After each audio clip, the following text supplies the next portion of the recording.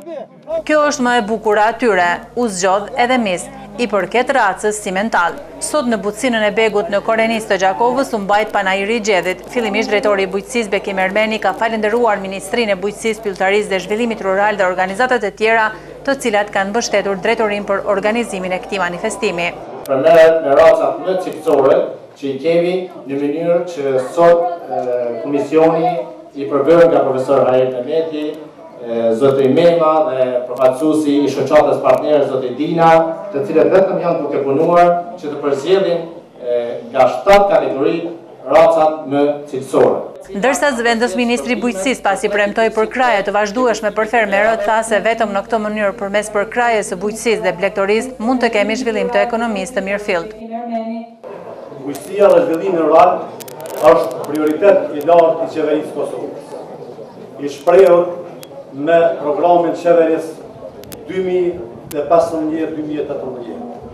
Prandaj buxheti i Ministrisë së Bujqësisë, Pyllëtarisë dhe Zhvillimit Rural për vitin 2015 arrin vlerën 60 milion euro.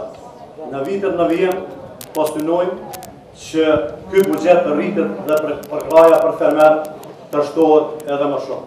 Ndërsa në emër të komunës së Gjakovës, panajirin e përshëndeti kryesuesi i Kuvendit Komunal Luan Gola. Lejoni që një emër timin dhe një emër të kryetares Mimoza Musari Dina, ju përshëndes të gjithëve, dhe po ashtu ta shkollë të hapur këtë panajir në emër të Kuvendit Komunal, duke ju dëshiruar gjithë pjesëmarrësve suksesin. Pasi që gjedhët prezente bën defilimin, u shpall edhe më e mira prej tyre që i takoi një fermeri nga Orizja, zonë në Korenicë të Gjakovës.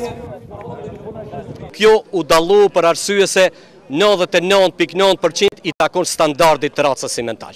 Edhe pak edhe pamjen e kishte të bukur edhe sent edhe përsyn komisioni, kështu që për një nuancë i kaloi tjerat edhe shpallëm kampion.